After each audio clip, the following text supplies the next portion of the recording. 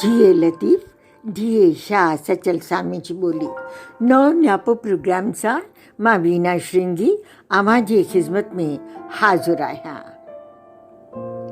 अहिड़ो वरियो वाव उनवान वारी कविता जेका मुंहिंजे पोइट्री वारे किताब अजंता जी मूरत में शामिल आहे ऐं सिंध में भी मुख़्तलिफ़ रसालनि में पब्लिश थी। इहा लाहौर जी मैगज़ीन मानो में उर्दू में पब्लिश थी आहे। इन जो उर्दू तर्जुमो किरण कुमार कयो आहे। इहा कविता हिंदी में कादम्बनी मैगज़ीन जे अॻूणे एडिटर सुरेश नीरव मेरा घर उनवान तहत पब्लिश कई आहे।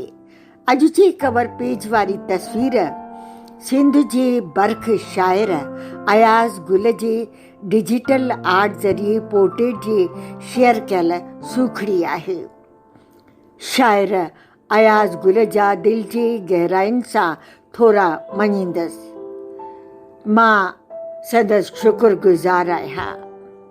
पहिरीं सिंधीअ में अहिड़ो वरियो विया उनवान वारी कविता अव्हां जी ख़िदमत में पेश कंदसि। हिन कविता जो जनम पंहिंजे ॻोठ शदादकोट जे घर में अंगण में जॾहिं पेर पातुमि त महसूसु कयमि सभु कुझु बदिलजी चुको आहे, पंहिंजो कुझु बि न रहियो आहे। ऐं इहा कविता बाद में लाहौर जे मैगज़ीन मानो में पब्लिश थी। किरण कुमार इन जो उर्दूअ में तर्जुमो कयो बाबुल के आंगन में उनवान सां। पहिरीं सिंधीअ वारी कविता अव्हां जी ख़िदमत में पेश कंदसि।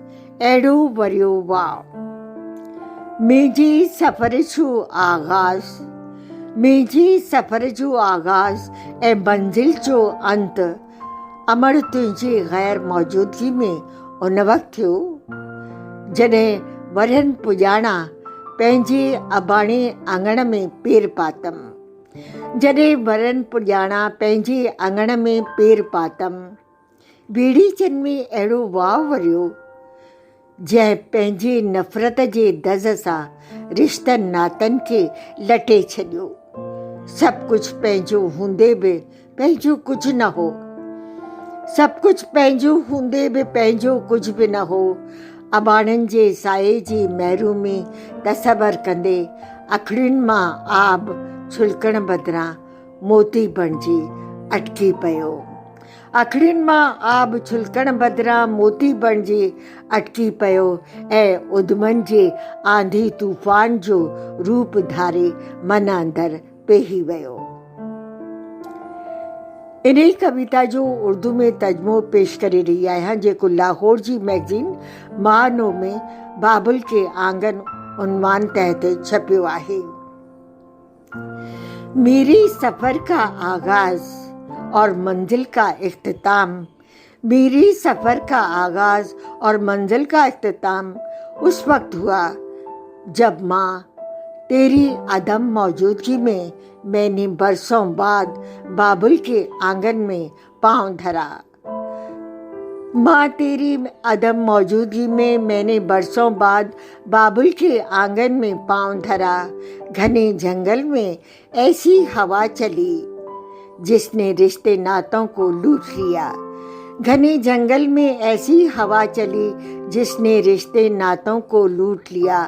सब कुछ अपना होते हुए भी कुछ नहीं था। सब कुछ अपना होते हुए भी कुछ नहीं था। मैके की छाँव के महरूमी का तस्वर करके आँखों में आब छुलकने के बजाय मोती बनकर अटक गया। जज्बे आंधी और तूफान का रूप धार के जज्बे आंधी और तूफान का रूप धार के मन के अंदर समा गए। मन के अंदर समा गए।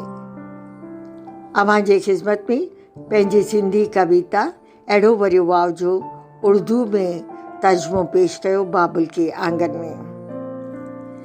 ऐं हींअर अव्हां खां इजाज़त वठी रही आहियां। मोकिलाणी नाहे। साथ सलामत।